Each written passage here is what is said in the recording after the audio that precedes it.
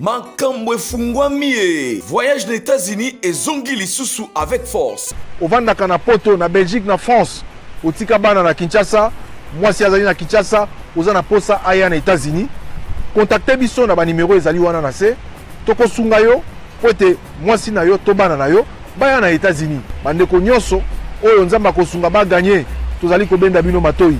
Ba procédure ezali ya ko changer, sala ke bana dossier na yo, ozui chance na yo nzamba sungi yo po za la sélectionner. Zonga na dossier na ona ba bureau na biso, toko traiter yango na ndengo esengeli. Pour epesa yo possibilité ya koya na mboka États-Unis sika nazali. Ozalaka na poto na France, Belgique, Afrique du Sud, pe na États-Unis d'Amérique.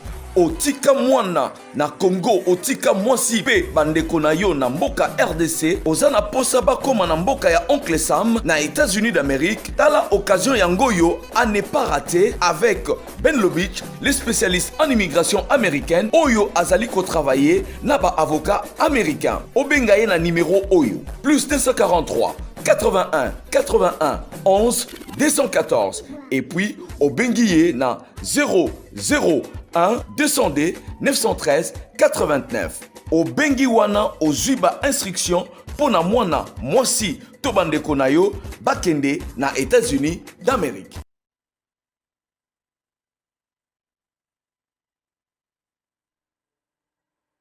Très bien, merci. Mbote na bino balandi nyonso ya bosolo na politique officiel. Mbote na bino Papa Sango azongi ya mbote to banda nyonso na ngina pesa nzambe matondi mena pesa bino pe matondi mingi pona lolenge bobondeli pona biso bo soutenir biso na mabondeli na bino na ba conseil na zongi après pratiquement 6 jours et absence na République démocratique du Congo na zongi nazali na Kinshasa traverser Salami lelo na Tongo bokomona ba image à un moment donné TV za radio te merci na bande kwa Braza na bande kwa ya Pointe Noire bisika nyonso tozalaki na Chimbambango yo tozalaki na Luanjili na Madingu na pesi bino mbote bato bazana nkuka bateke nazoliki ete lelo na Tongo tokolekisa bango ngambalamu. Alors, bozanginga mikolebele na moni binote, c'est une responsabilité. Ce qui na moni binote binope bo moninga ite et ça la nga moi pasi moi ko nzoto moi mais permettre nga ipe na sala moi musala mususu ko pe mape moi muke na profiter pe na kene ko tala bande ko mususu bazakuna bazaki na bosenga na nga mikolebele to monani na bangote. Lelo tozongeli musala. Mardi nous sommes impatients de discuter parce que pour ça koloba izako mata. Izako mata. Koloba pona mboka, koloba pona kosunga population, koloba pona kosunga gouvernement, koloba pona kozongisa batu na nzela. To koloba te pona kolanda maloba ya batu. Oyo bazo représenter valeur pona bisote. Na ibsa kabino déjà il faut avoir de l'amour pour les pauvres, mais le respect pour les imbéciles. Donc kokate kolandela maloba ya batu. Mutu oyo aza kofinga yo. To aza koloba na yo soki o peser, ndenge Bible lobaki peser, hein, o tali boye, o moni ke moto na peser penze boye. Azo la valeur moko na ngai te kanga mato ikobeta tali sona ete moto mususu azo swanisa yo azana na problème ya elongi donc avant bokoma na makambo ya kobunda akena no abongisi elongi sima ye bitumba mais na elongi wana boko ko swana te pour d'abord ne bandeli vous allez dans un combat où le vainqueur est déjà connu donc oui kolanda te bozana ndeko na bino azali Israël motombo muluba mwindu na lukanga mafuto ezo indisa bango baluki mafuto ezo tela toza la différence. Ça, c'est la première des choses. Et puis, j'ai entendu, il y a des téléspectateurs qui m'appelaient à chaque fois, papa, bazo fingayo, na chaîne moko, bazo loba tout ça. Biso toko yiko landate. Bato nyonso bazako finganga. Eza la présentateur ya émission. Eza la bato bakolega. Bango nyonso bana misala. Nga naza iso mwana musala te. Nga nazali responsable. Nazane la ba collaborateur na nga naza kosala na ba. Je suis quand même patron d'une chaîne de télévision et promoteur d'ailleurs. Pour bato ebele baza ba DG ba noma bango ko noma. Sur une ordonnance. Mais moi, je crée une chaîne de télévision. Donc, na minute, il faut bateau, créer un peu ma chaîne, toko ta réunion, toujours discuter. Mais je ne peux pas suivre des gens qui sont travailleurs quelque part. Langage mouké ezaka ko attaquer ngai. Vous m'attaquez tout le temps. Ote biso to sala soki fasiki. Bon, nandimi. Yo muto sala ifasiki, o sali 20 ans, o sali 25 ans na TV nandimi. Kamata moi sinona bana. Kenela bango na ifasiki ba peso auditoire. Kota bando vana na kati. Kata chambre moko na G1. Komisa ngonda kuna yo. Tu as montré les limites. Tu as montré des limites. Au sali 25 ans à la TV, au sali 20 ans nandimi. Mozaka mwana musala. Au sali mwana musala nandimi. Donc ozo sepela nengo umeli na kilocataire. Ndelo ozo sepela. Ozo ka babela sali 2 ans, 3 ans, 5 ans. Na sombi lupango yo kengo mabe. Un peu de respect quand vous parlez à quelqu'un qui est promoteur d'une chaîne de télé. Naïbzaki bino déjà avant. Quand on va commencer la télé, tu as les sous sur un niveau mon côté.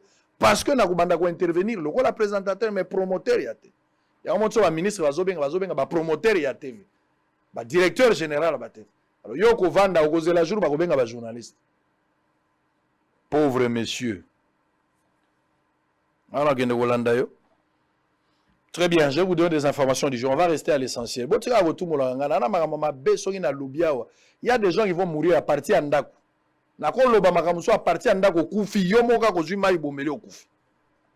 Je vous connais mieux, je connais comment vous fonctionnez.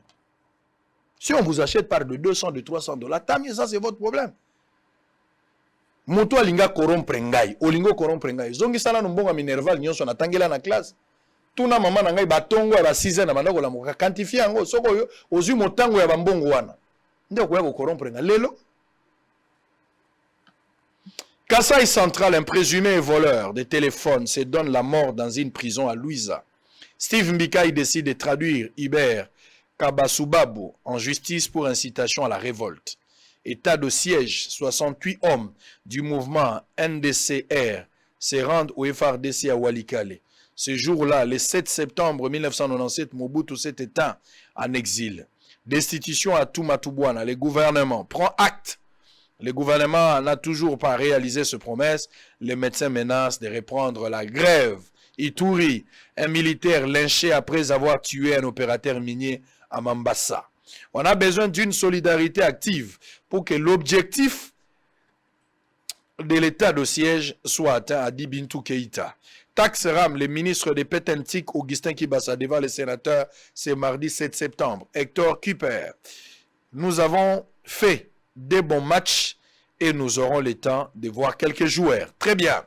Alors, aussi ici pour la information du jour, on va rester à l'essentiel. Avec Pascal Moukouna. Dans la semaine, papa.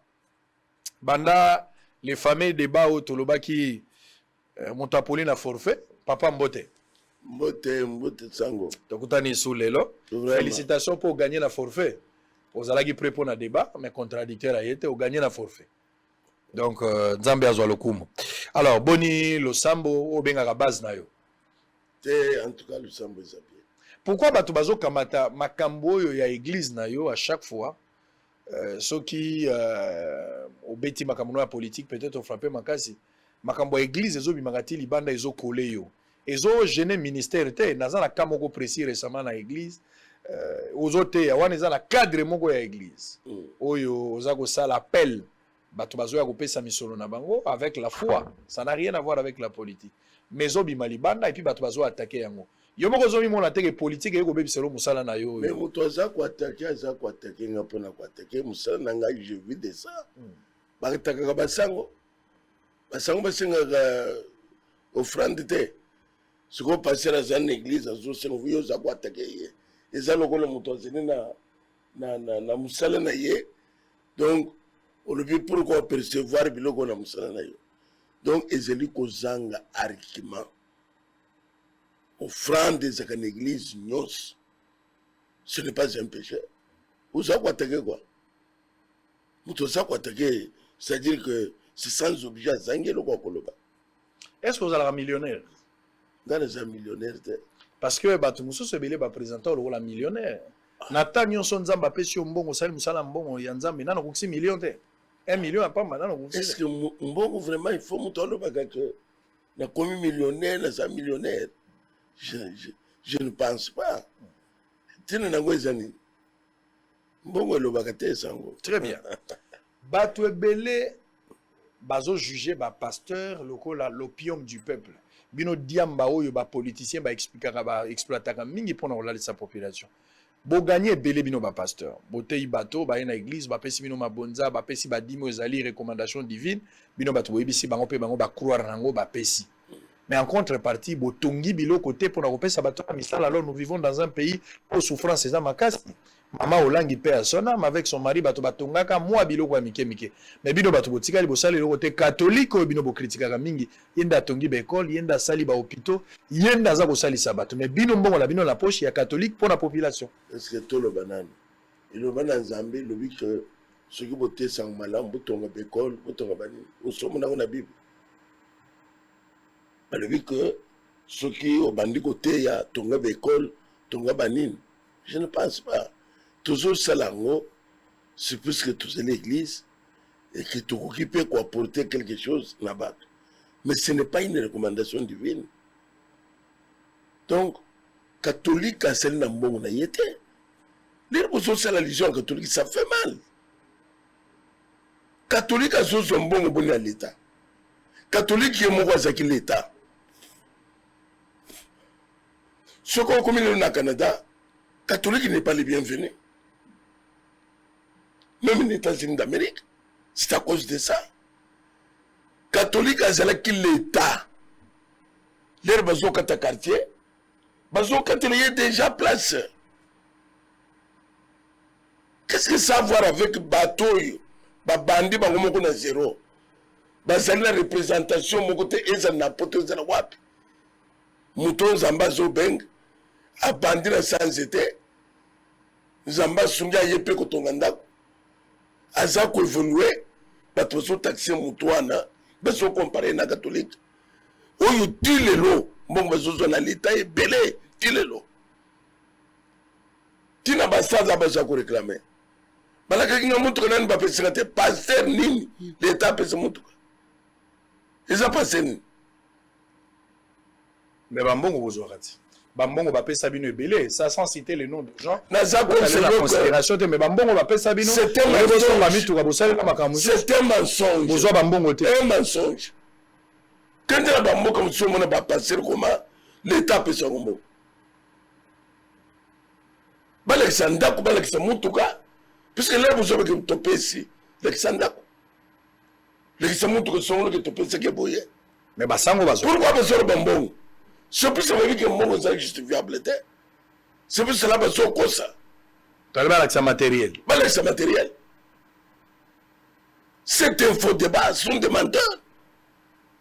Dans le niveau va passer, c'est Moussa Namboko. Il ne mérite pas ça. Va passer, va se débrouiller avec l'aide de Dieu.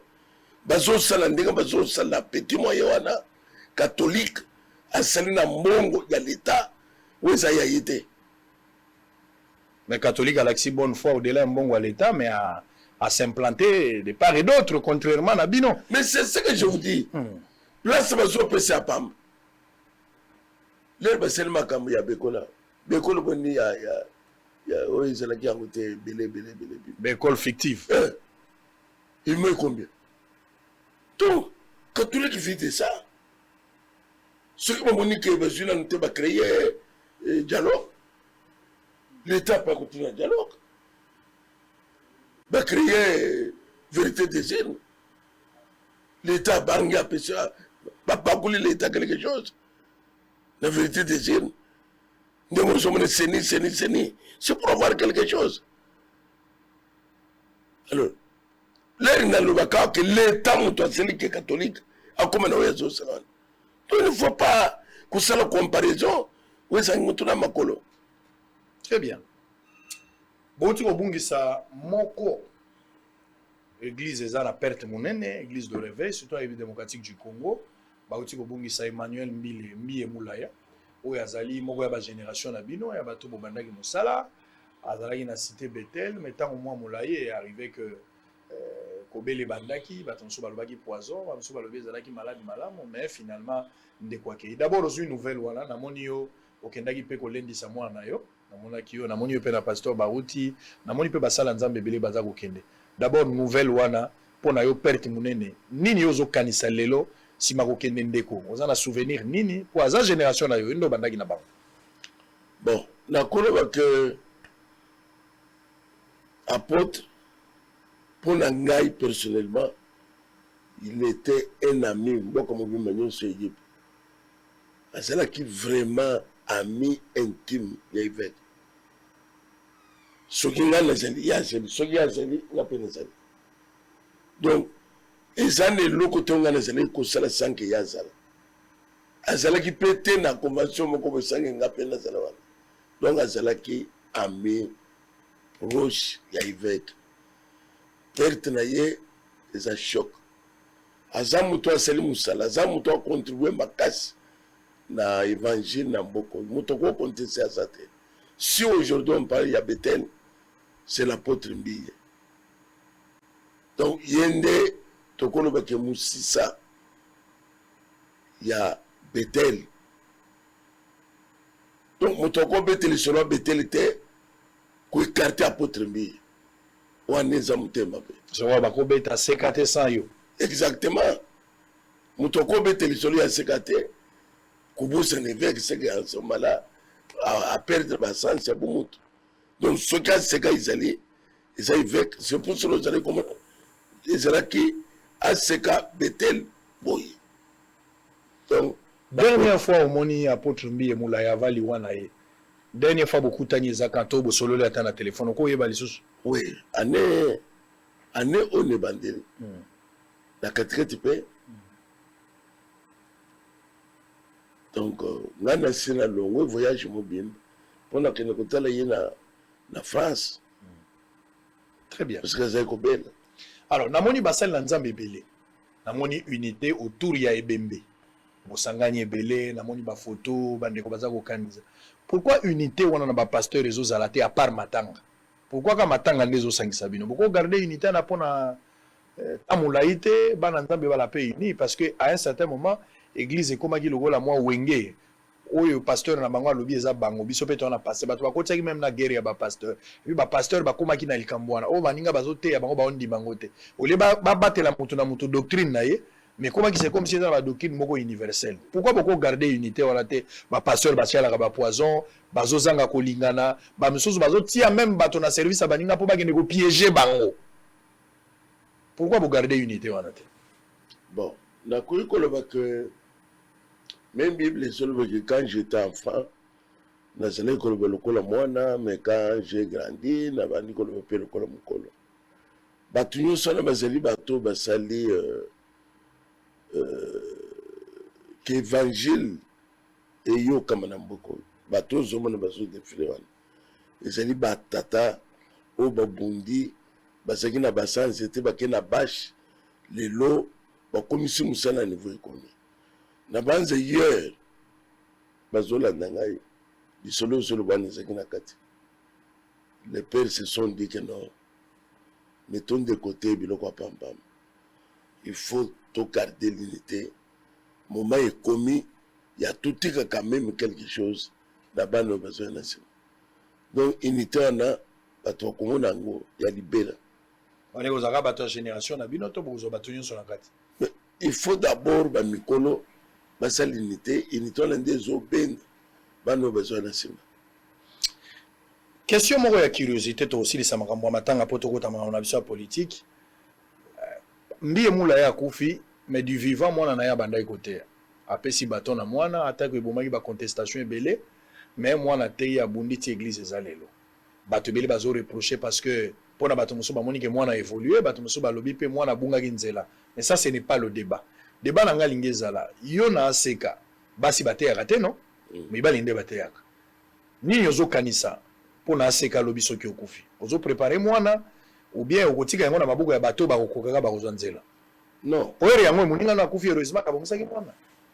Na koyi ko biseyo que on est libéré parfois bato basalaka ou soit tout sala.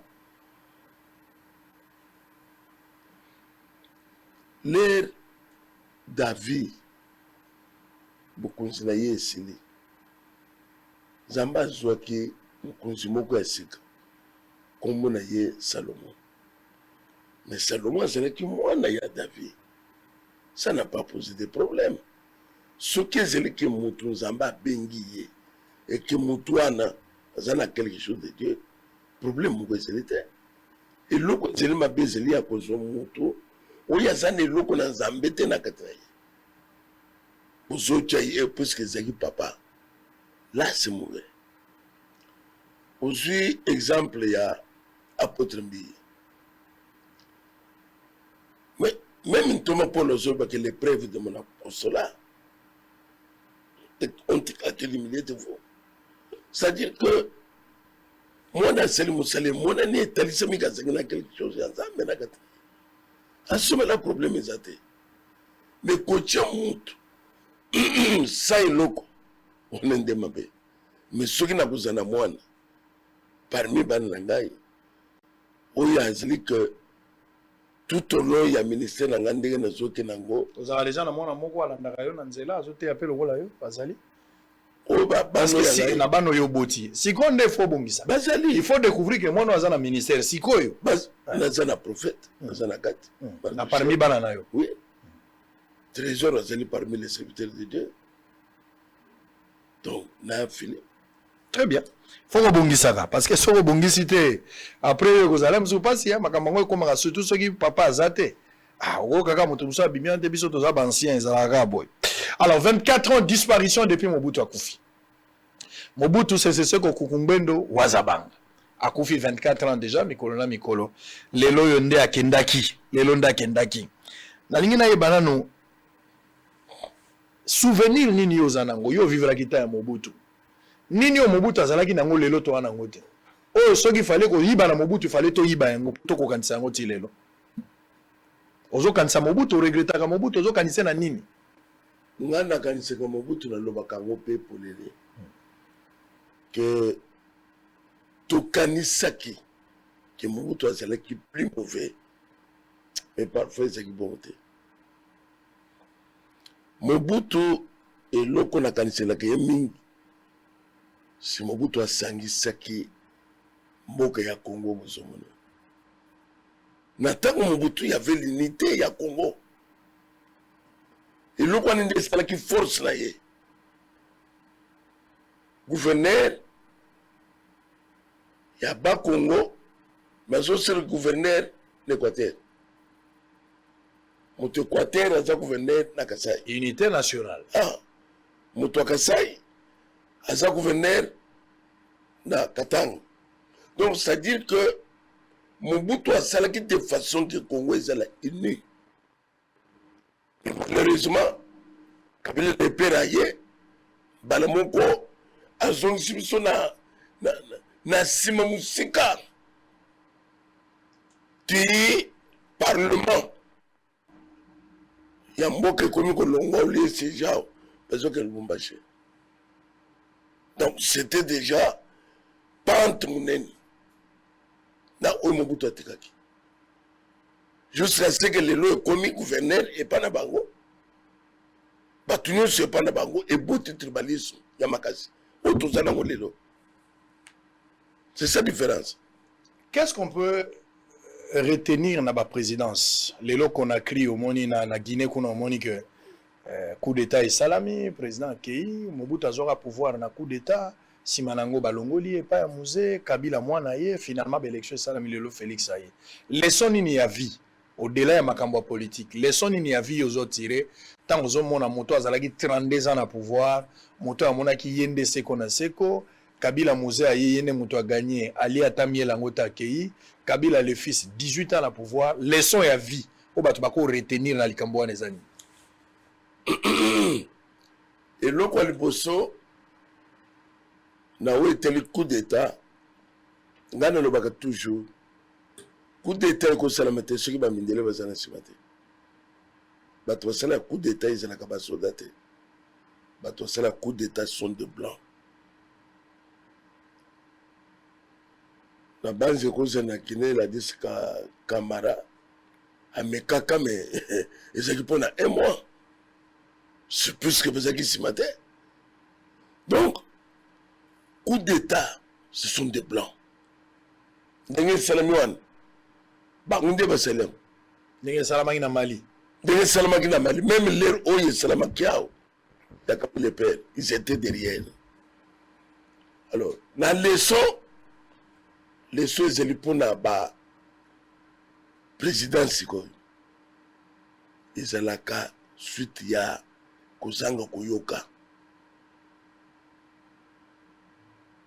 Kulinga kotika le libela. Soti koloba. 18 ans. Mais 18 ans, il y a makamwa pamba.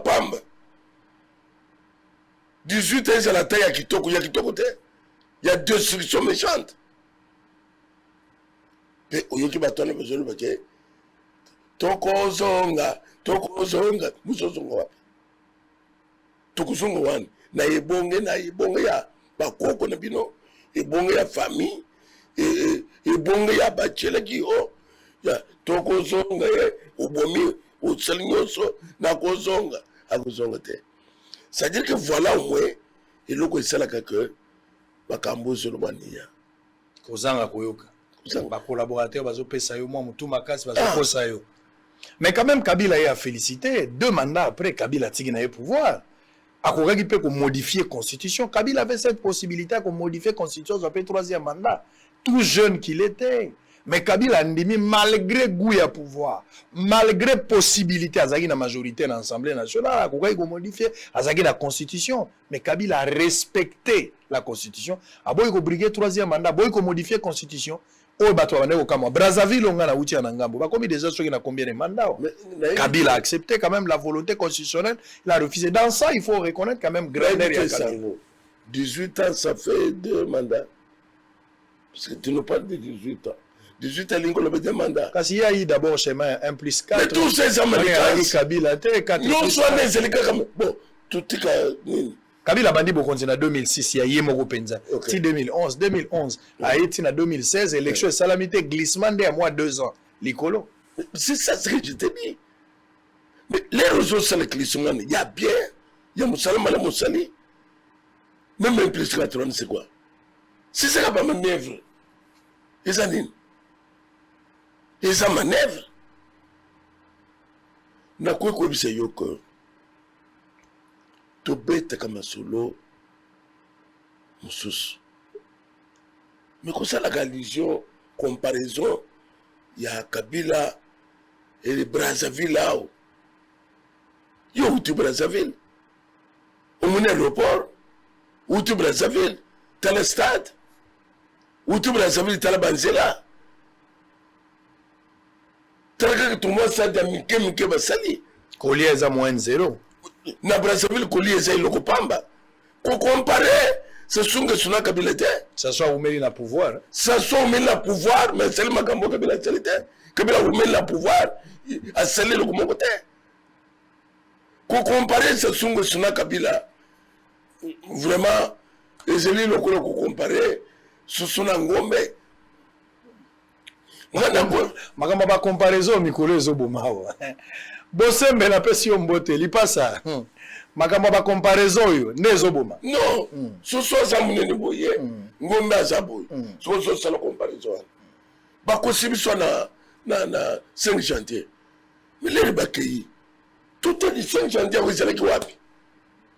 Ils allaient publicité ni. Tout assis sur les mensonges. Papa, na Brazzaville autoroute ezalaka. Nana kota autoroute ya Brazzaville. Tina stade okuna a autoroute za. Makambo isaso asali na koko bise yo que ezali ya ko comparer na ya Kabila te. Kolongo Brazzaville ko kene point 3. Ça peut prendre $60. Mais Kabila na pouvoir kolongo kene comme 400 quelqu'un. Ezaka mboka nini? Mboka nini na ngweza la kokoti na avion, osali na kati ya mboka wana, osofuta $300. Na monde bezo kamo. Kaka likolo ya kobakisa $1 de, kaka na biye moko wana. Bato zozo mbongo na biye wana bakozala ata 15. Bango ba yeko détruire mboka ba yeko bongisa ngo te. Tout. N'habitez, bande de quoi. Alors, ce qui conseille, il faut payer ça Félix Tshisekedi. Mobutu est parti, 32 ans. Kabila, 18 ans, c'est bon, mais il est parti quand même. Au-delà de méandre, au-delà de l'explication, finalement, Kabila est parti. Kabila, le mois yo Massa, c'est bétaté na passation, bien qu'il y a 2 ans, ils allaient au boulot, parce que quand on voit 2016 à 2018, il y a plusieurs personnes qui sont décédées, ça il faut le dire, bah tu belé bah kouya. Mais, nandenge to bandaki ko bangela. Et ça m'a dit bon côté. C'est ainsi que Batumso a bien Kabila père, il y a alternance, parce qu'il y a une facilité. Bon, mon président, il y a Kala, Nabomo, il y a président, il y a Sika. Ça mérite quand même une considération. Hein, avec... Et le quoi, c'est un normal. Ah oui, il y a alternance, il y a des États-Unis partout, il y a des gens mais dans le Sénégal, le président m'a dit. Donc, tout est kilo quoi. Na quoi c'est yoko. Ce qui président à cause de la zoto romboka. Peuple zoli. Qui miezali. Babu makaba touté. À celle qui mboka na ye, et ça le prospère. Bato ko voter à ta fois. Bato ko réclamer à tout moment. Yazala. Puis bato se trouver normal. Puisque ça c'est bien. Mais oh ils ont c'est bien. Très bien. Yo kanisi que même côté il y a Kabila Zalaki na isen. Si azolel amona ki pression des Sénégalais qui parce que kokabwana ezalaka boye côté pouvoir les anganese moté tokota la Félix Tshisekedi na 2023 soka kozwa soka 8 fois tika pouvoir soka 8 tokotala na 2028 tokotala tokolobango tout à l'heure.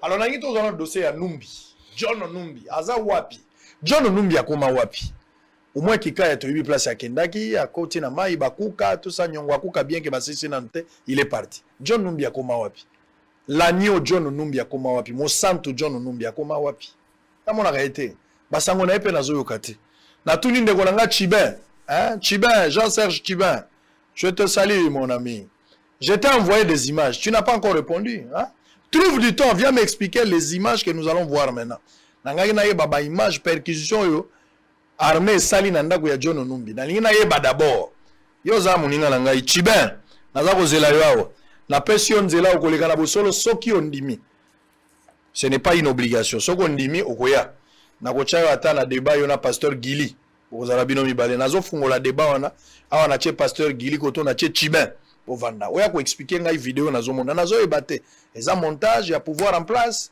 baza kokosa investigation erate nazo ebate on va suivre d'abord l'état yemoko bisote l'état de Assad Israël lobby non monsieur ce n'est pas moi c'est l'état qui a fait ça c'est pas moi. Bien que j'ai des éléments un peu très avancés par rapport à ces dossiers, mais tout le monde est à l'État. L'État est à Kendaki Nandaku. Comme ça, on va suivre ça. On va commenter avec l'évêque Pascal Moko. En attendant, nous attendons pour les jours à venir Jean-Serge Chibin, mon ami. On a pasteur Guillet, on a 5 bino boyao. Ceux qui besoin d'attendre, ceux qui besoin d'attendre, ce n'est pas grave. Allez en image, on se retrouve après.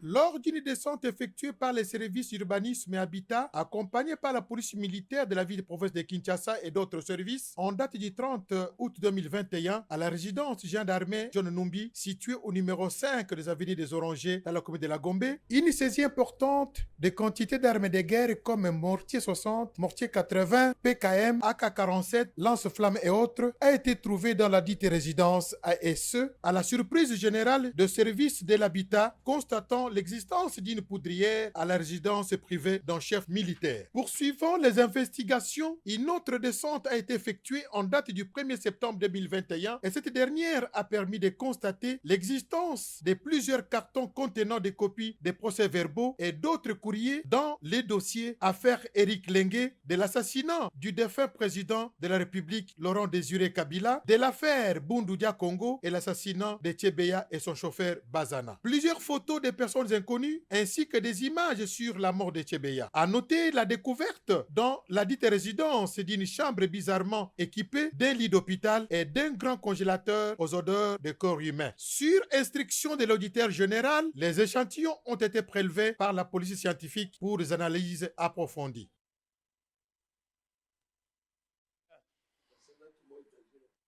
Très bien, merci beaucoup. Alors, Toza Gokoba, Naïbsi Bino Genauti Braza, na Tongwa, Nauti Okatsaka, vous allez voir ça en image précise, va vous montrer. J'ai traversé jusque ce matin ici. Voilà, Nazokoma, Nauti moi Musika, mais j'ai transité par Braza. Ngaïwana, Nazarozonga, Sangoye Mokwana. Il fallait que comme Mbango pour Nakoya. Ceux qui ont Musalo te Nakoyate, on a petite sœur Nangaï, Tété Makabi qui m'a accompagné. Ma petite sœur était avec moi. On a fait traverser en Mbango pour Nakoya Salam Sala Oil. Donc merci na Bandeko yo Kano Mobimba wana bapesa ki yango sango et puis on devait pour la Bolinga Moussala fallait qu'on affrétait Kano Mobimba sinon te moya kokoma à l'heure ezalaki te. Très bien, merci beaucoup. Alors Nazaraki pe wana pour na vaccin. Deuxième, naleki wana ngabi bon. Loka nazo zongela par wana, nazo ape vaccin. Nazo deuxième dose ya vaccin. Sputnik yango wana. Tango wana baza ko chuba tonga yango, batubi yango na loboko ya gauche. Donc makambo vaccin na silisi. Aza so na ba problème te ote, faut ko zo vaccin. Et si na silisi na zupe carte na ngai Sputnik Light, eza ya ba russe. Na zu yango wana eza ko mona na ndenge na za ko zo. Merci beaucoup na maman oya apesaki biso mwana ni wana. Mais cette fois-ci quand même na limite contrairement na mbalo elekaki siko quand même na bien. Po ya liboso elembisa nga mama kasi mais on a yoki bien na zape fièvre na fièvre té donc nyon c'est l'équipe malamu. Nzambe azwalo kumo. Merci beaucoup. Alors on va aller à l'essentiel. Toko talent dossier à John Numbi. Ba to ba na biso na Facebook. Tozali pe en direct. So kure katani kede na Facebook. Dans la page Facebook, tu as na YouTube, tu as en direct, benga batuba kota loba sangwa zali, tu as ce qu'on a fait ya kobe tabou portant, hein? Et ça la bien. Alors, pasteur évêque Mukuna Pascal. Nali d'abord ça la analyse. John Numbi azalaki général là wana mboko. John Numbi tango kaka makamunyo se bandi tango Shebe ya kufi. Yumbo ya Shebe ya babani kolanda ta azalaki soupçonné. Azali parmi bateau bali loko la soupçonné principal, inculpé principal na kati lokwa. John Numbi a monanité na heure ya Kabila quand il fut président de la République bien sûr, il a été un peu aménagé, non ils a été tout ça. Bon finalement, jugement moko salamate pour ba confirmer que charge dans la John Numbi.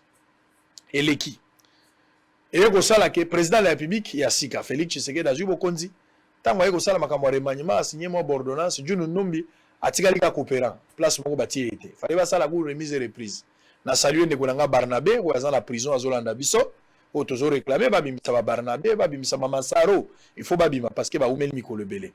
Alors tango John Numbi il faut ba sala remise et reprise ali ko sala remise et reprise te makambo eleki ndenge lekaki John Numbi finalement akimi ye moko kwa akimi to yebita akimi la nini John Numbi akimi bazoluka bakanga ye na minute azo mona na te.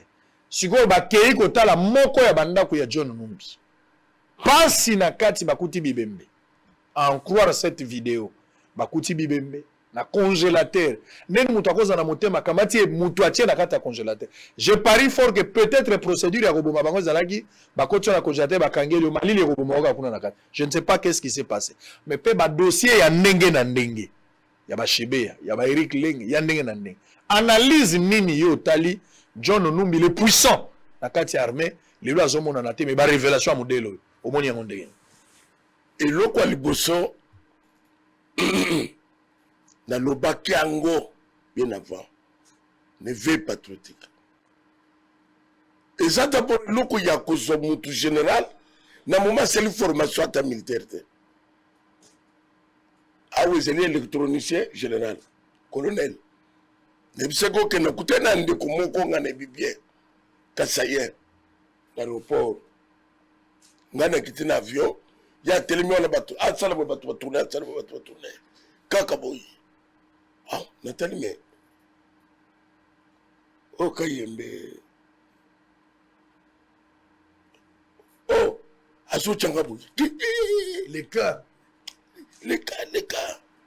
bato bayi baté ah le na mundo wana na tiki Nena kei na ulingo revesengai. Suko kutinga ba place wana leka. Ah ba yebina za. Ba yebaka teke na zakaseye. Kuneza kayem. Kayem tung. Alors na Monique mais motoyo. Uya sare ko ya kusenga biso ba mbongo. Akomi na grade abo. Akomi na grade abo ye. Et bandika voilà armée. Oyo Kabila tchela biso. Numbi bazali sont des criminels. Les tout ça koloba ke batoyo bazaki na politique bazaki kosala ote. Bango ba yaki bazombongo. Bango ba yaki ba piye mboka. Ko piye mboka ezali ya oya lingi kosala bobeta ye. Wali kosala pa bobo maye kosala boy. Est-ce que vous vous rendez compte sango? Mutokoza na arsenal na ndakula ina lupango na ye azaye mokote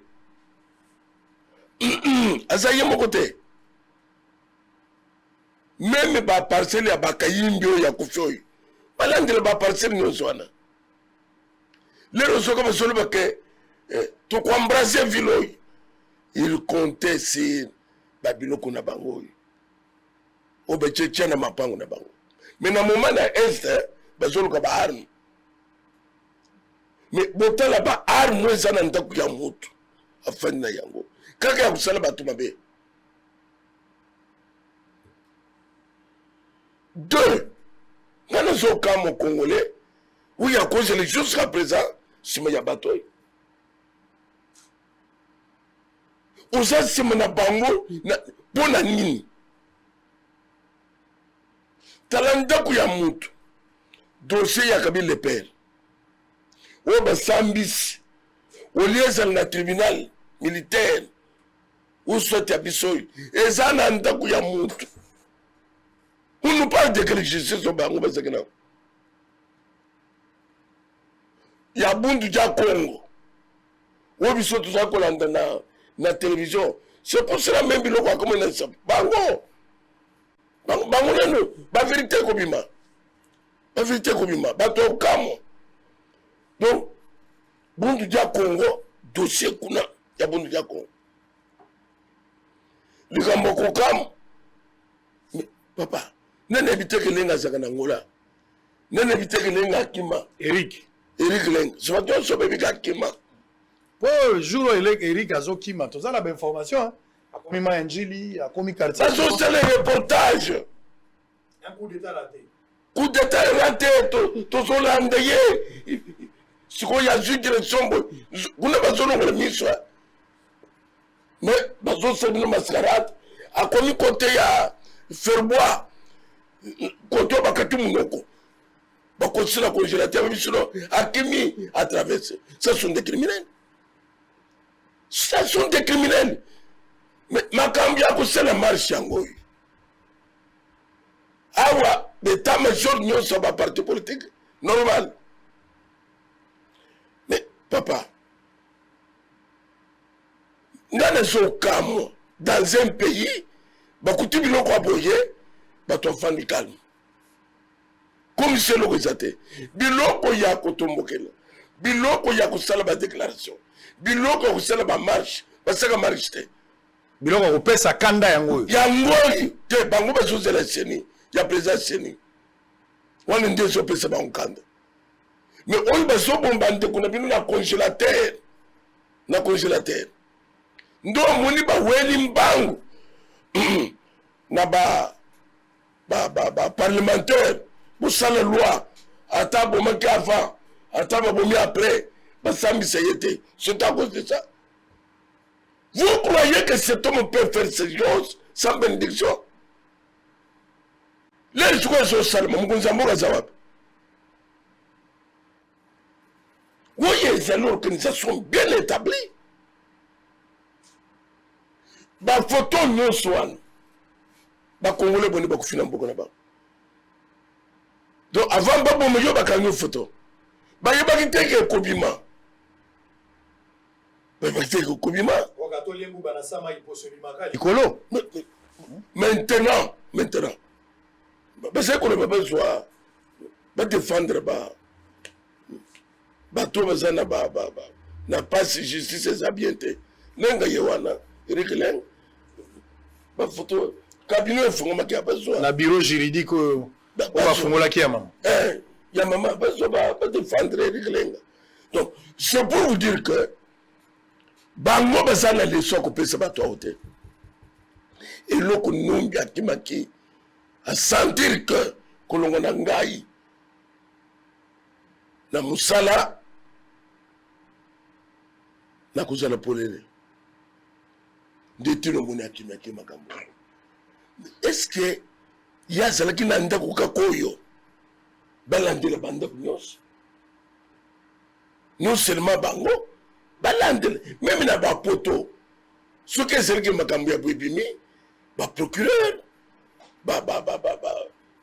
justice militaire et comment on sala ba persécution na bandako ya bato na batale c'est quoi nini ezakuna Mikolo utioleka na résidence moko pe ya Numbi na Lubumbashi balandela ki bakuta ki pe armement moko ya makasi tolo bake bando préparer coup d'état te bato wana mpona soza baso ekobeba ngana so bango na mutu na bango bazaki na eloko bazali kovise lelo sono basoka ke Félix marionnette mutu na ya musala le nyonso lingolongole tokolongole ye et ne croyez pas que makambo ke ndenge ezokende boyi ne se passe à 1 mois ne se passe à 3 mois ne se passe à 4 mois tu créer le komoko to bomiye tu créer le komoko qui a fait accident tu créer le komoko qui a quoi un avion alors tu récupérer par les armes non tout na bango c'était ça biloko ndengwana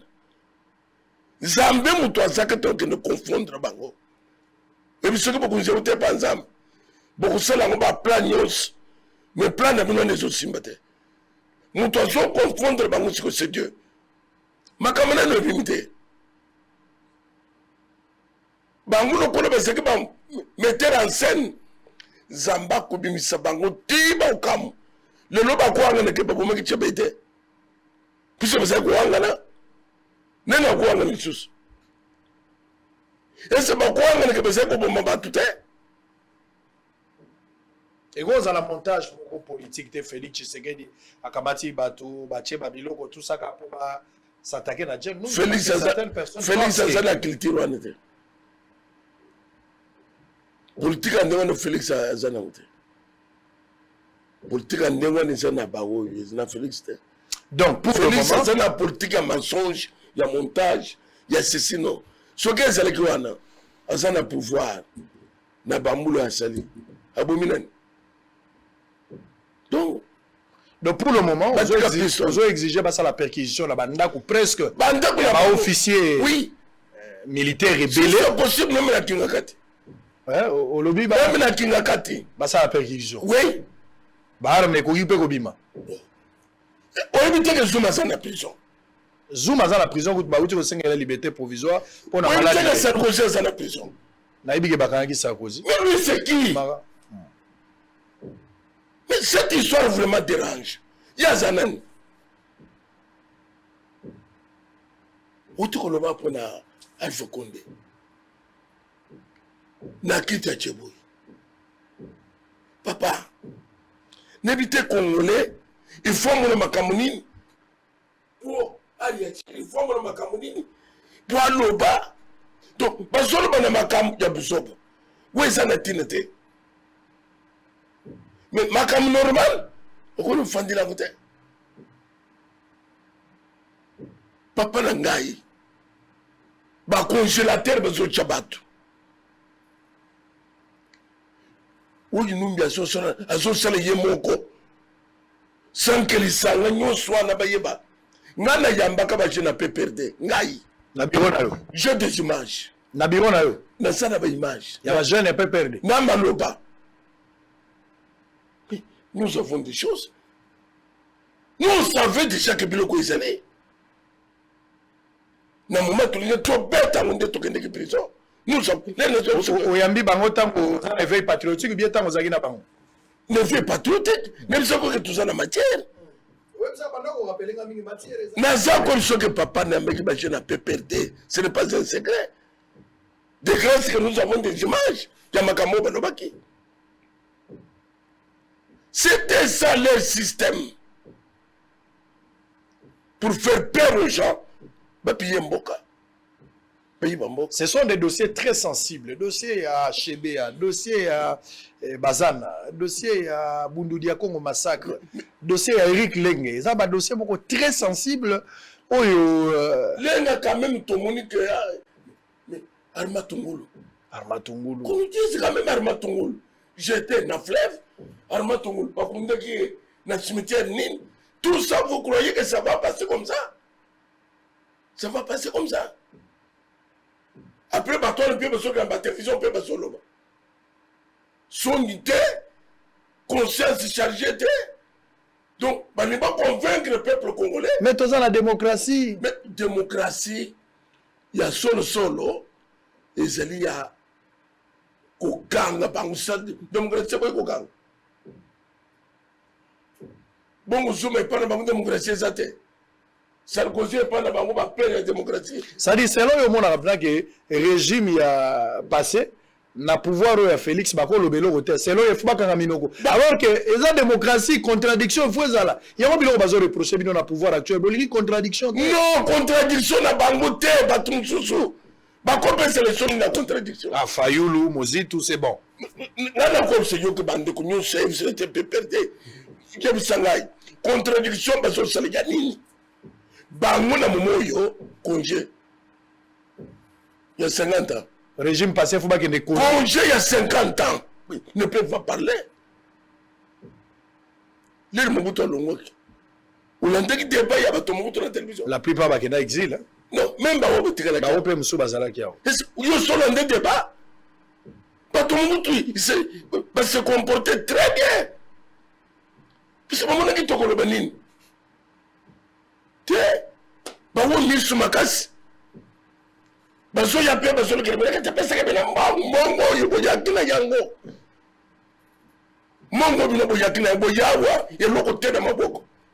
Valise malongo ezate. Mais les lobes sont vendus pour faire ça tout le monde. O boya kina yango. C'est inhumain, ce que je vis comme image, Nakan Kokoulou, ce que j'ai vu là, c'est inhumain. Vraiment, je suis en train de bouger un peu. Je suis en train de bouger pour voir des éléments nouveaux autour de tous ces dossiers. C'est inhumain. Ouais. Numbi va lancer mandat international. Mandat d'arrêt international. Mandat d'arrêt international. Bisika Numbi a saliba kange besoin de la Congo. Aya kusambao. Numbi nda koloba na organisation na bango basakina banani. Puisque mutu akoze na minduki ndengwa na te sanke mukuzambo kayiba ke minduki sakuna ebele boy. Un individu na ndoko na ye na lupango na ye. Makambo toke na mona ndengwa ça fait mal, ça révolte. Ça doit révolter. Na cadre fait patriotique, nous exigeons ça. Mandat d'arrêt international, nous allons lancer pour la Numbi. John Numbi portait disparu jusqu'à présent, place à Zaïza Gomonanate, mais vous avez suivi dans des vidéos, armement Ezagi dans Lubumbashi, de l'autre côté aussi, trouver armement, mais cette fois-ci, avec corps sans vie humaine. C'est inhumain, alors c'est inhumain. Et avec plusieurs dossiers, Numba a été soupçonné comme auteur principal, il y a plusieurs massacres. Bien qu'il n'y a pas eu un jugement où ils ont condamné officiellement, il n'a pas été auditionné officiellement, mais ils ont pesé sur lui, bien qu'ils aient un soupçon. Alors il faudra l'État, il doit normalement s'imprégner de cette situation. L'État n'a pas trop plaintif. L'État a plaintif. Et puis vous êtes les premiers à nous dire, Israël, vous prétendez être des journalistes d'investigation alors qu'à l'Infoca, le confrère est venu alors qu'il a fait tout ça. Alain Foucault n'a pas fait une investigation pour cette histoire des Chinois. Je vais vous démontrer ici. Il n'a pas fait une investigation. Il a été invité. Lui-même l'a dit qu'il a été invité. Babengisi, journaliste à Libanda, il a été autorisé par la présidence. Ce n'est pas moi qui l'ai dit, c'est lui qui l'a dit. Naba moyen bâtir na kati avion bongo na yete ba memi ko mema. Pour quel motif? Pour quelle fin? Pour la crédibiliser thèse et démarche matwazaki nango. Nous faisons des investigations avec nos propres moyens. Qui est celui qui nous a déjà donné de l'argent pour faire une enquête? Quand j'étais à Chikapa là-bas pour faire cette enquête à Rivière, j'étais avec qui? On va lancer cette enquête demain. On va faire ce reportage là demain. Ce documentaire sera lancé demain. J'étais là-bas. Nami Tukana Batunanga, on a produit, on a financé cette enquête. Personne ne nous donne. Quand j'ai fait des démarches ici sur ma carte Visa, qui nous avait donné de l'argent? Personne. Quand j'étais à Bounia, j'étais un peu partout. J'étais à Bounia, j'étais à Beni. J'étais à Bukavu, j'étais à Goma. J'étais dans le Bandundu, j'étais à Kikwiti. J'étais à Ngandaji Kambujimaï. J'étais ici à Ouachabuta. On n'a jamais reçu un subside. Quand vous invitez un confrère, vous payez un bon, vous continuez à Moutuka, vous matissez un avion, vous menez pour des objectifs. Et le gouvernement se comporte plaintif.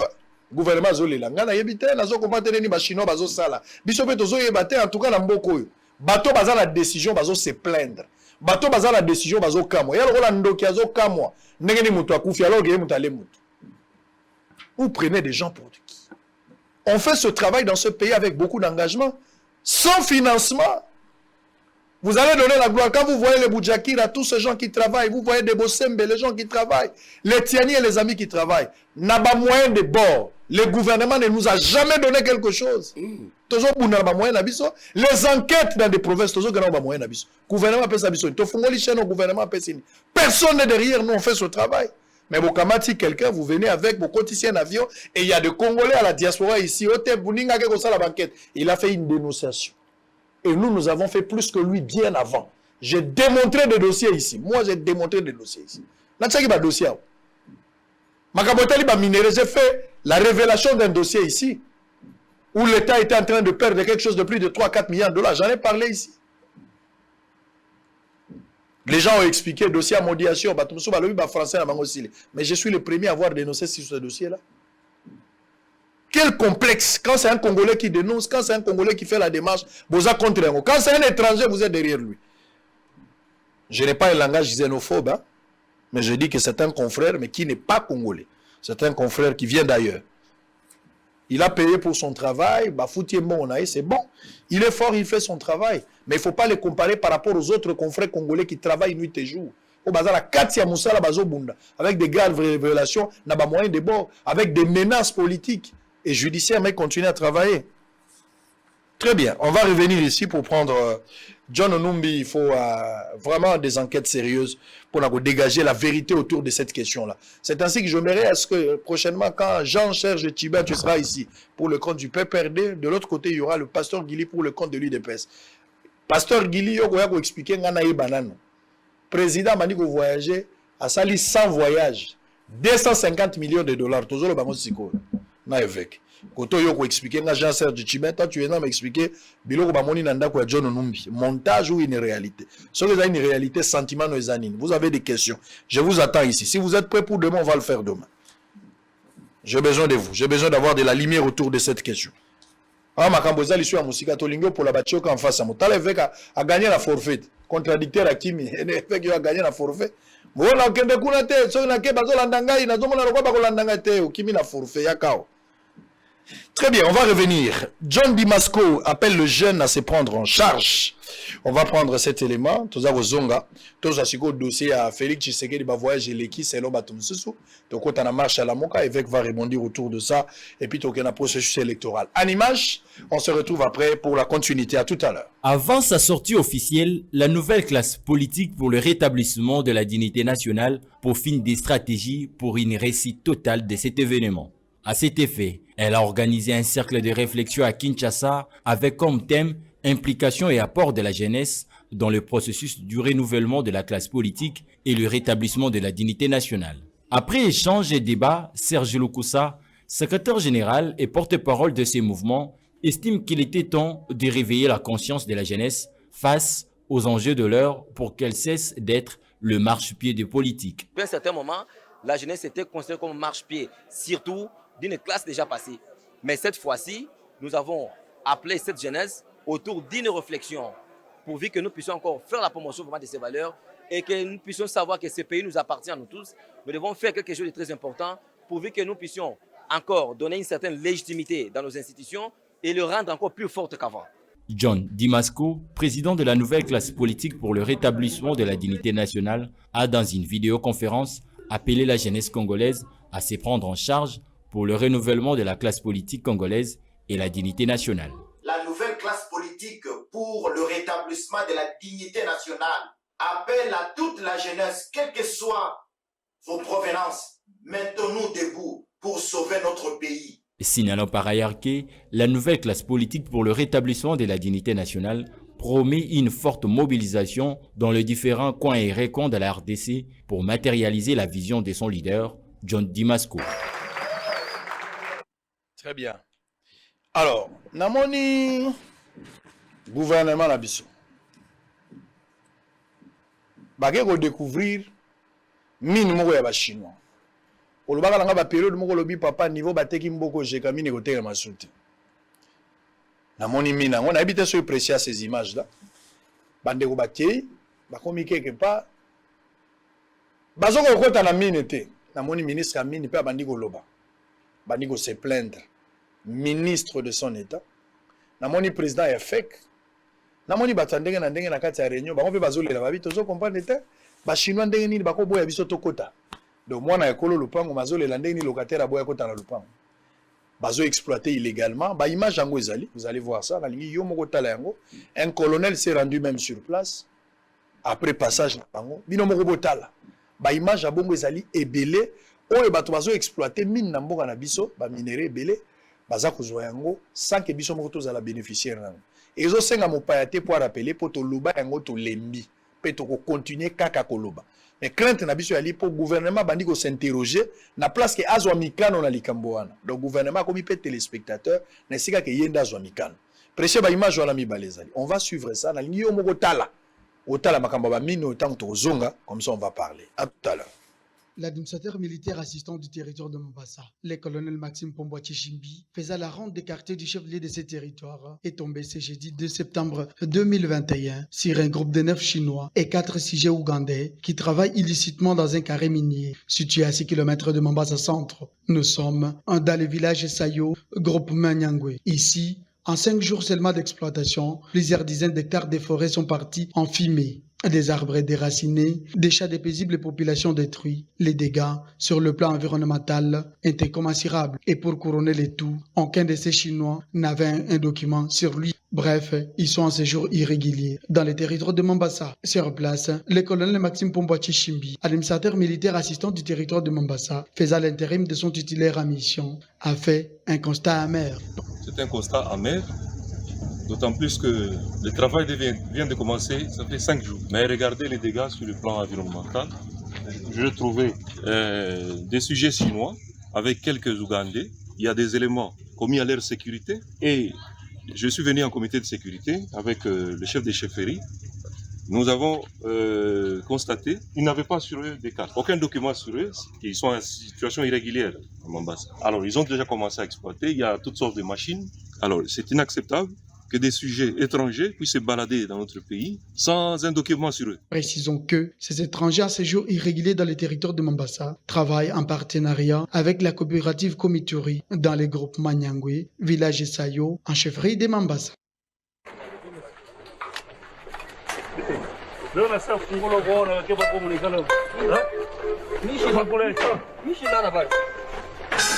Les documents, donne-moi les documents.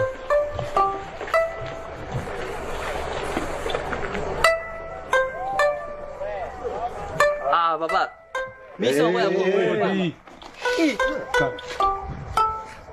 Quand tu achètes les minerais sans payer, tu crois que c'est sérieux?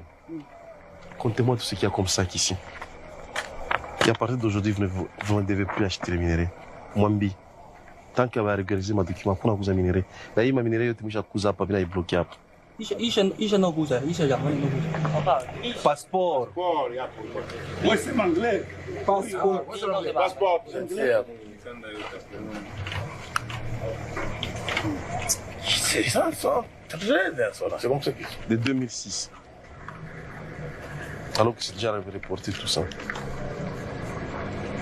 Ce n'est plus valable, c'est depuis 2006. C'est une faute. Ça, c'est la République démocratique du Congo. Comment? Toi, tu es Congolais? Où Congolais? Où Congolais, oui. Il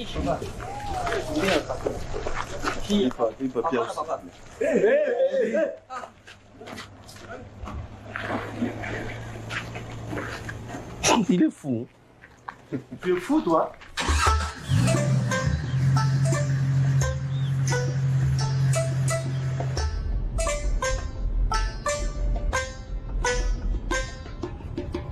Ça, c'est une mine.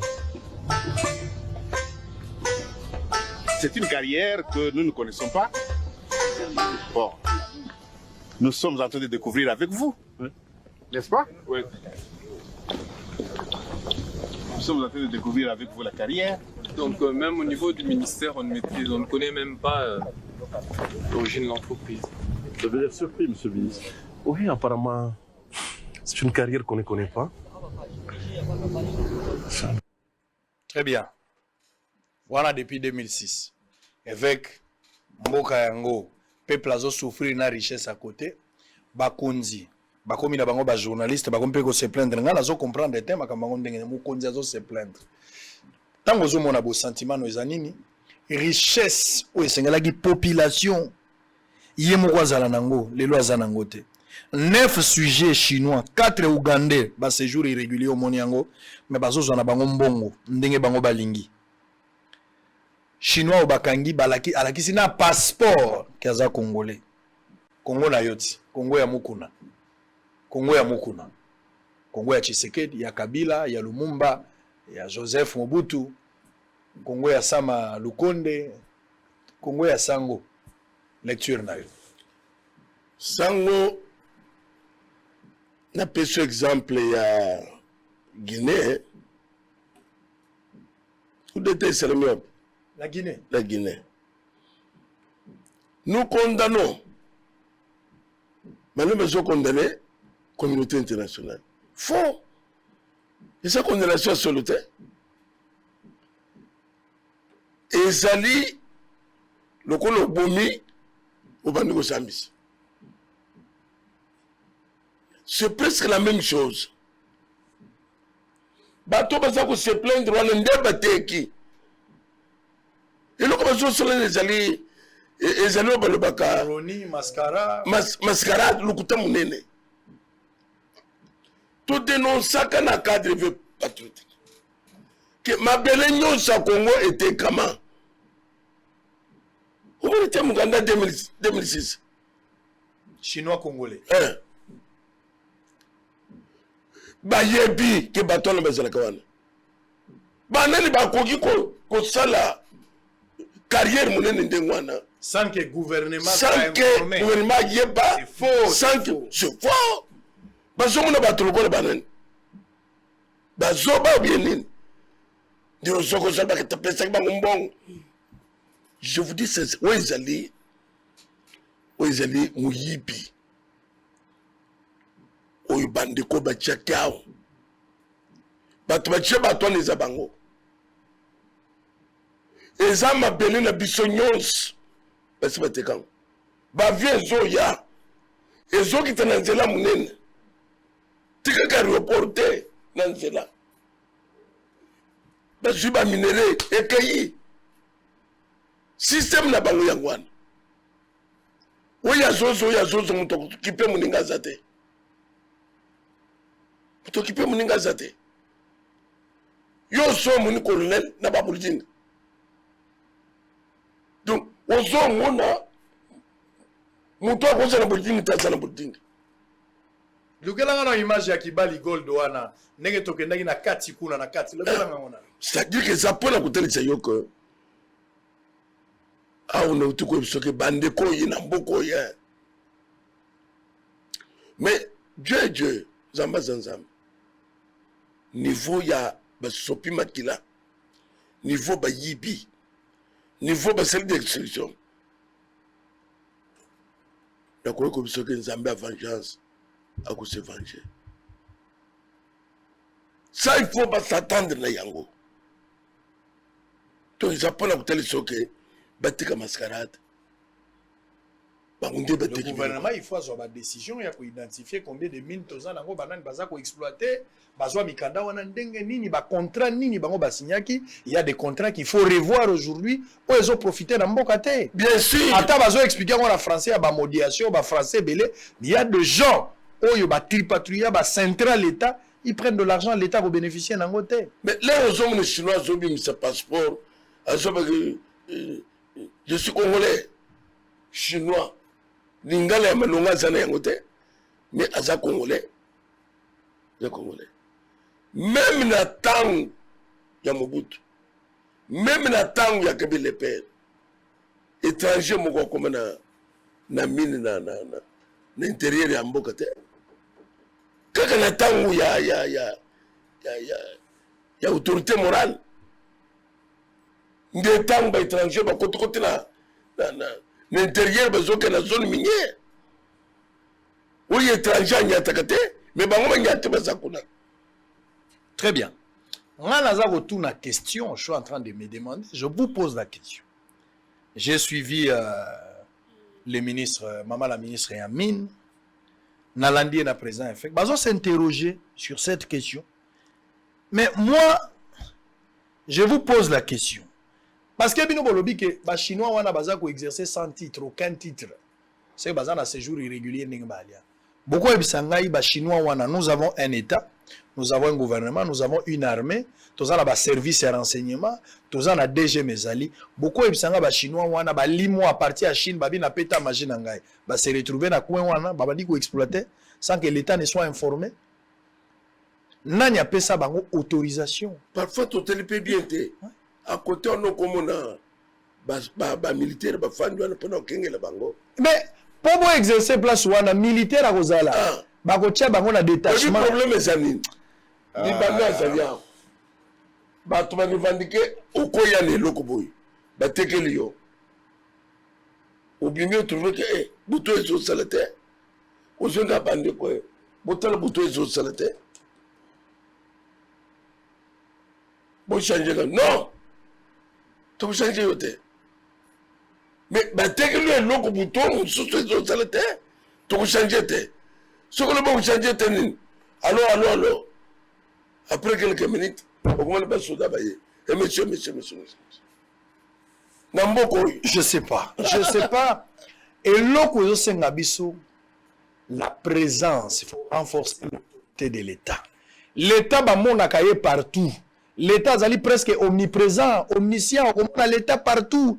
Mais on m'a dit, oye batu bazo kota baza ko exploiter baza ko yiba. Ba kondio baza censé ko battre la biso na bito. Bango pe bazo ka bito so ye batel chinois ya ki journée. Azana mikanda te chinois wana a komi ndenge nini. Après avoir gagné des milliards, des millions de dollars, vous vous interrogez comment les Chinois sont arrivés? Comment les Chinois sont-ils arrivés là-bas? Nanya pesi bango mikanda, nanya batelaka ba chinois. Nzambe na ngai. Biso bazoba. Tozo comprendre te, tozo na mayele, mais baboyi to yeba. Je ne comprends rien. Je ne comprends absolument rien. Nga naza comprendre le côté. Alors avec Pascal Moukoula, on va aller vite. Tokamata makambo ya ba voyage à Félix Tshisekedi. Président de la République si maokende Allemagne ake Italie mokonzi mboka yo wana tozana ba image nyonso mokonzi akomi na Italie bato bayambi ebele ba congolais a kosala peut-être 3 jours si mandat akozonga lelo kozala 2e 3e jour mokonzi akozonga na pesi ndeko nanga dia i place azolanda biso parce que yem tazo filmer ba image nyonso eza kolanda kuna na pesi yembote Géry. Alors, la ligne à comprendre, que Félix Tshisekedi finalement va voyage et sali 250 millions de dollars selon rapport Yaoudep. 250 millions de dollars. Surtout le bito ça la banzela, c'est que tu as 250 km. 250 km yanzela. Surtout le bito tchana ba école, toko tonga pas moins de 1000 écoles. Surtout tchana ba école. C'est que mon quelqu'un va voyage à président de la République. Félix Tshisekedi n'a pas résolu question sociale tilelo. Au-delà de billet kiti, au-delà de passeport, au-delà de fort azo sala pona guerre à est mais social à bateau simbate. Soso kiti te tilelo. C'est trop non? Na koki ko répondre yo boye.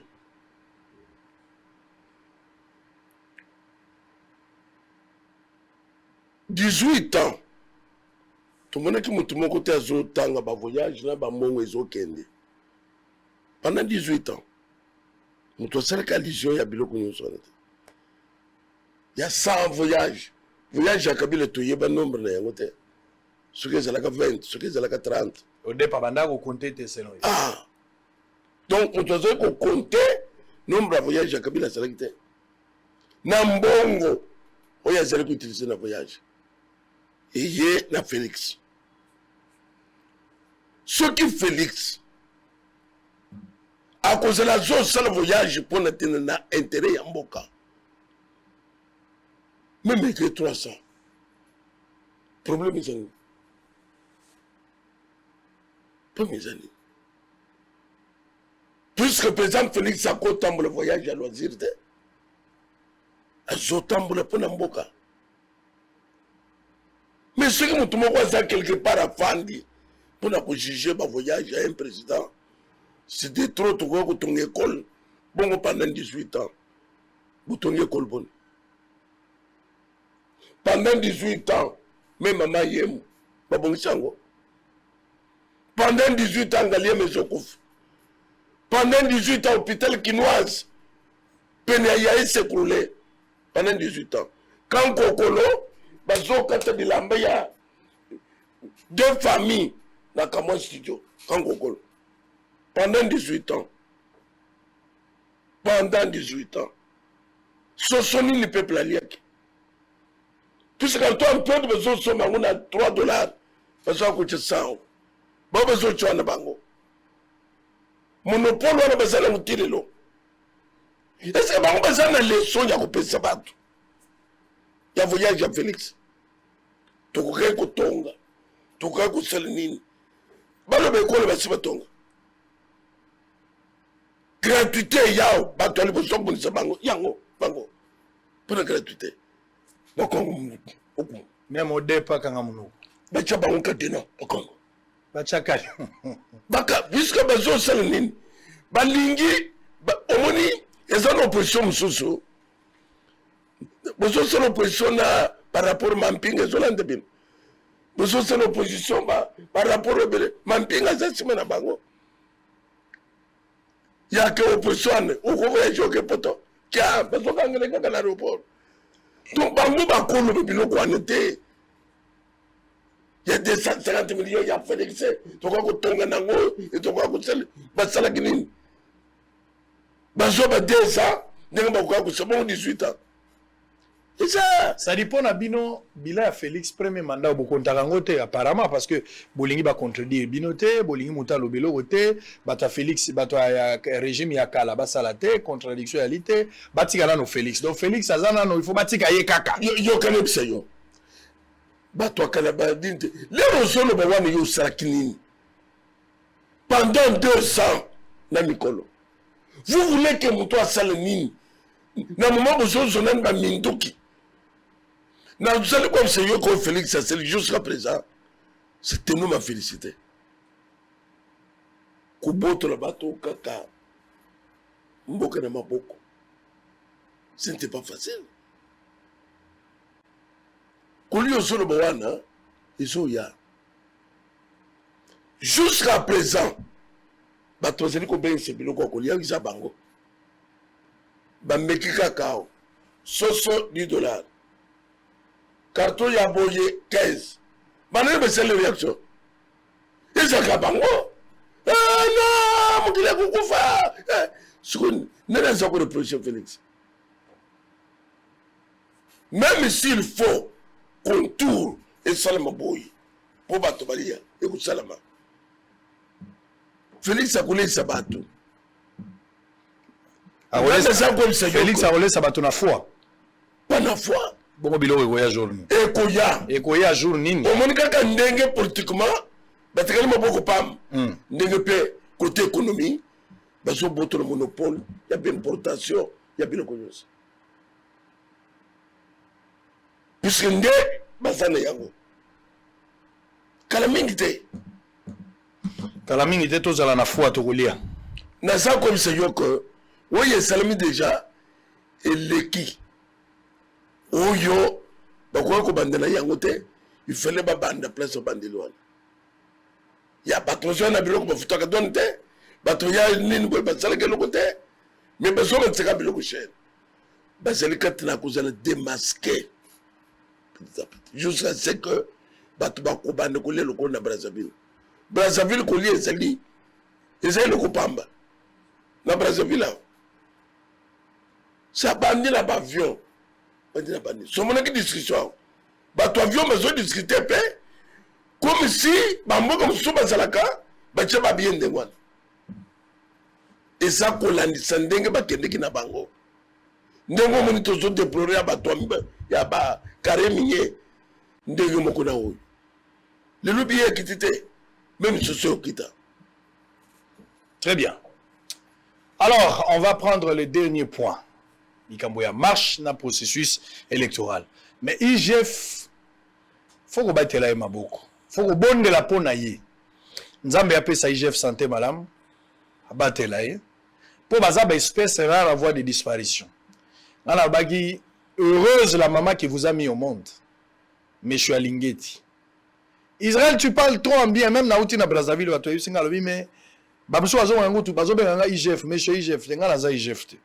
Balobi ozo lo bamalamu, lo bagamalamu e IGF ngana mais IGF ti siko na moni mabe na été. Ba vérifier ata pas OPJ na moni mabe na été. Moto abundi bazo ki susu mbongo na l'état. Plus de 125 millions de dollars et lingebima. Bazongi si yango na compte. Empêcher, anticiper action pour que misolo ya l'état ebimate. Moto abongo lingina loba nini pona ye. Mbongo ya l'état ezalaki mbongo ezokota na mabenga ya bato. GB obozo mono tala ba fille ebele bato ndaki na GB. Ba politicien bazanga na ville ba loja bana basi ebele na beige na GB. Na minto GB kauki ba fille ebele bazongeli ndako. Ba mso bazongi kota cité bandako $50. Ah ezaki ba 800 ba 1200.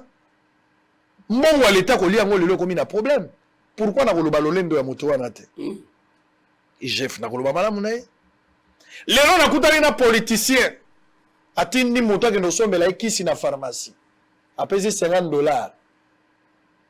Kisi ezalaki 63 000. Politicien azo réclamer retour, wapi retour? Ah!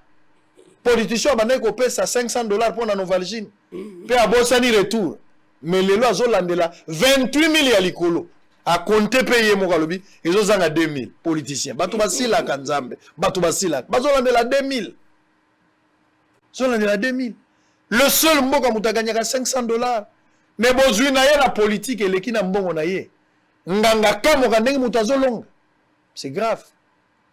Nazo senga na l'état landela makambo ba carré minyenyos. Nazalaki na kibali gold mining. Lelo crise za makasi kula bato bayoko na katia na Sokimo.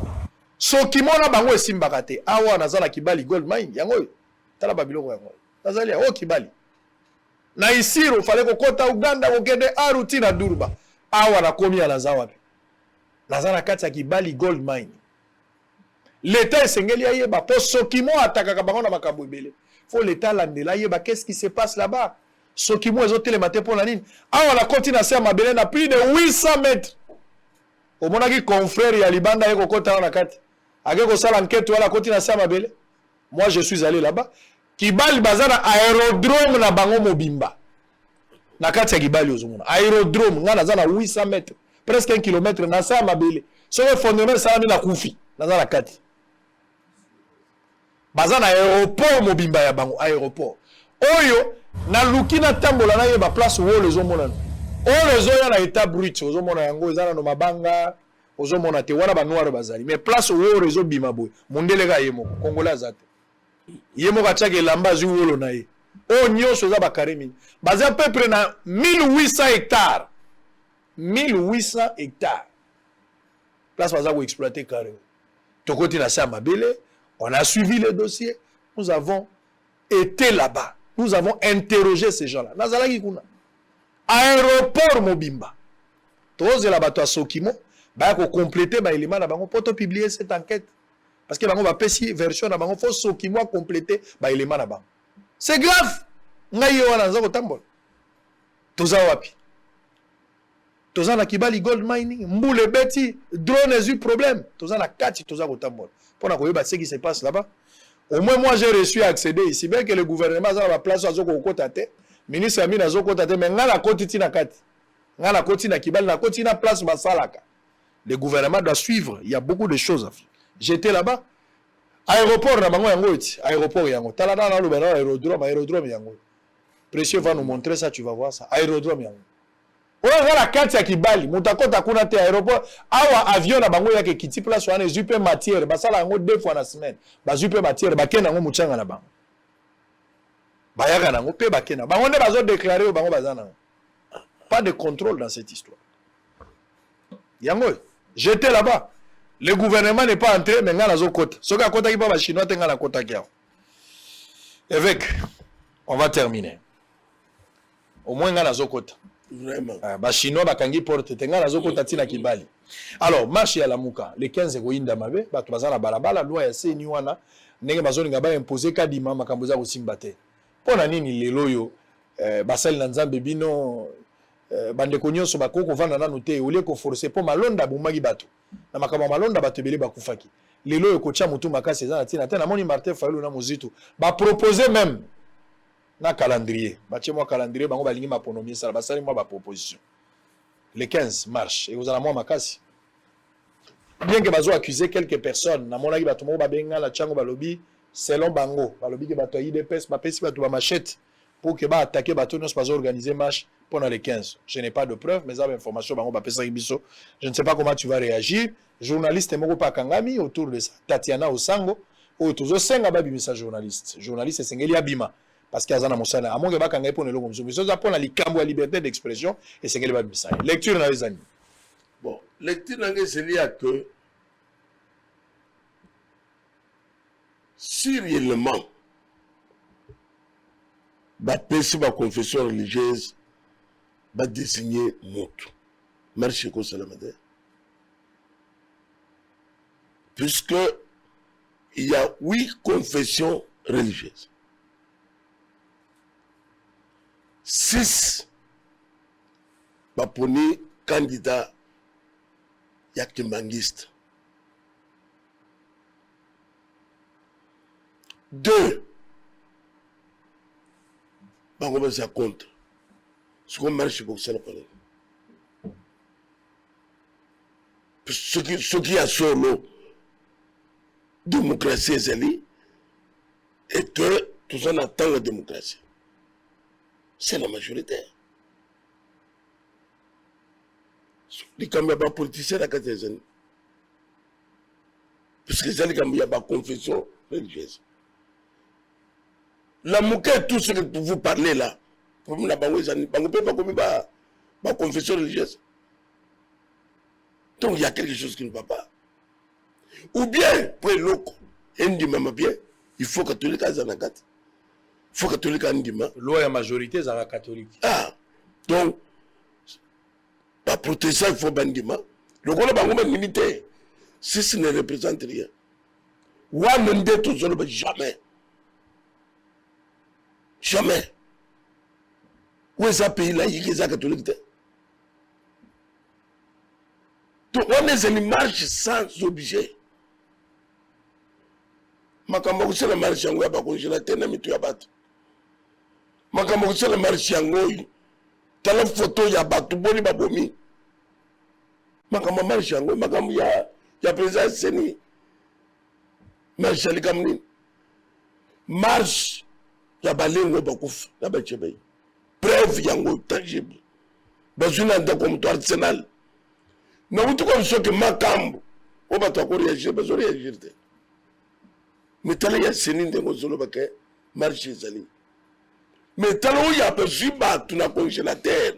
Wana za ilokote. C'est parce que toujours l'intérêt de la gars yakanyaka. Mutozana Seni to contrôler to yabaye azala pona biso. Mais milimu ya batu ezana mona tinete. Basala marche pona bawei otomoni ba photo ebele.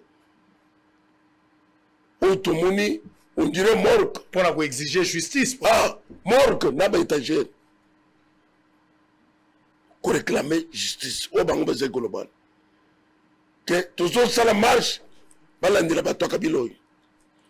Balandela bango balongola bango loi. O ba tshela ke bango. Donc bato batambole ki shisomo bimba. Mais loi pona ni marche pona senia non. Sans objet. Batika bakimangiste nan bazwa plasté. Ezamba na bango liboso. Pe basi bapona si confession religieuse. Ngana kusenga bande kwa parlement. Si les sawana to komina suka. Balande dissection. Ya catholique. Parfois bangunde bazasi sima biloko antebi ko ba bazo fonctionner. Basigné kadima bande musala. Kadima bande. Abande. Est-ce que vous avez Kadima Rosala vraiment au milieu du village à Rosala Moussala sans que tout le monde ait contestation en 2023? Goimununda na kozwa na déclaration. Boko na munoko mboka. Boko na munoko mboka pokumon azalaki au milieu du village. Nana lobaki.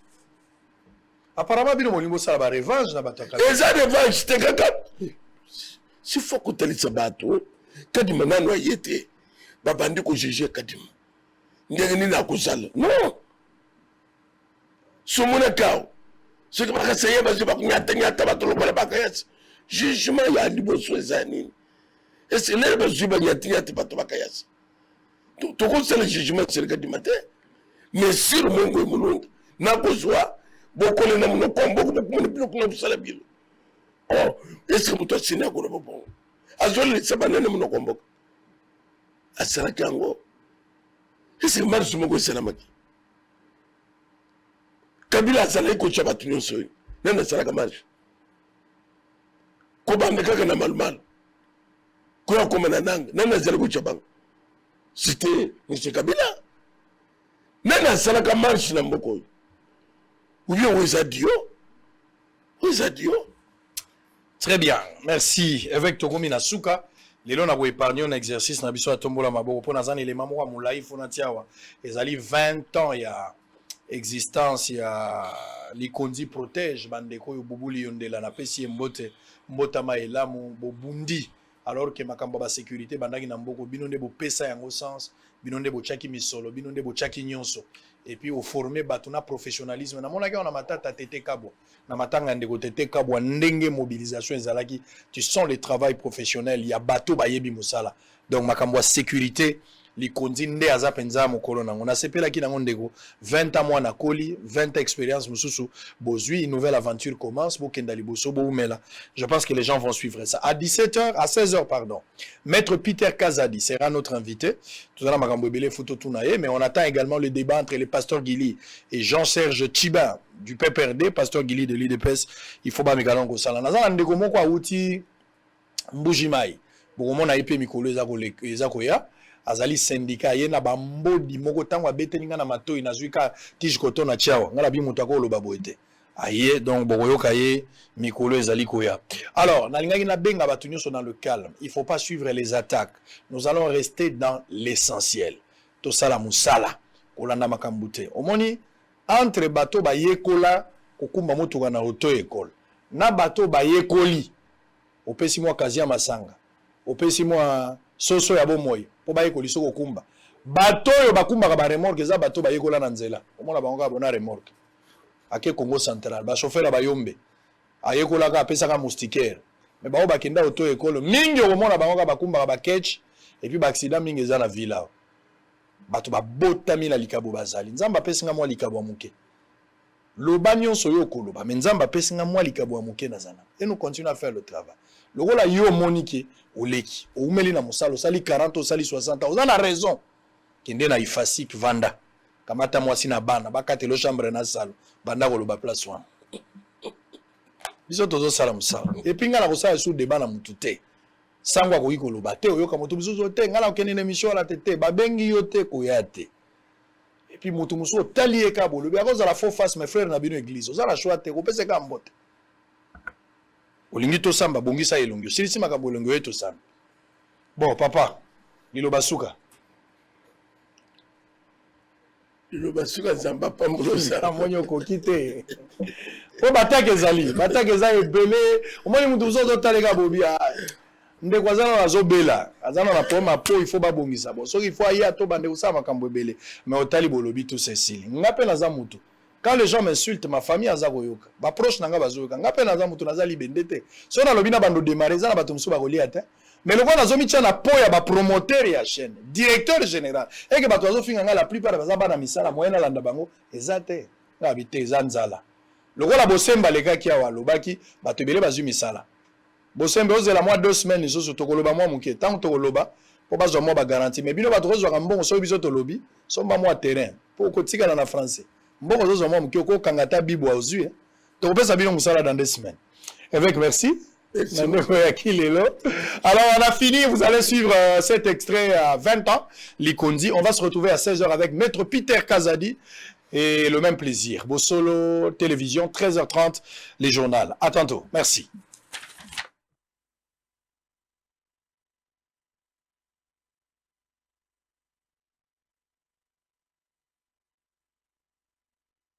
makambo efungwami ye. Voyage na États-Unis ezongi lisusu avec force. ovandaka na poto na Belgique na France otika bana na Kinshasa mwasi azali na Kinshasa oza na posa aya na États-Unis contacte biso na ba numéro ezali wana na se tokosunga yo po ete mwasi na yo to bana na yo baya na États-Unis bandeko nyonso oyo nzamba kosunga ba gagner tozali kobenda bino matoi ba procédure ezali ya ko changer salake bana dossier na yo ozwi chance na yo nzamba sungi yo po ozala sélectionner zonga na dossier na yo na ba bureau na biso toko traiter yango na ndengo esengeli po epesa yo possibilité ya koya na mboka ya États-Unis esika nazali. Ozalaka na poto na France, Belgique, Afrique du Sud pe na États-Unis d'Amérique. Otika mwana na Congo, otika mwasi pe bandeko na yo na mboka RDC. Ozana posa bakoma na mboka ya Oncle Sam na États-Unis d'Amérique. Tala occasion yangoyo à ne pas rater avec Ben Lobich, le spécialiste en immigration américaine. Oyo azali ko travailler na ba avocat américain. Obengaye na numéro Oyo plus 243 81 81 11 214 et puis Obengiye na 001 200D 913 89. Obengi wana ozuba instruction pona mwana mwasi to bandeko na yo bakende na États-Unis d'Amérique.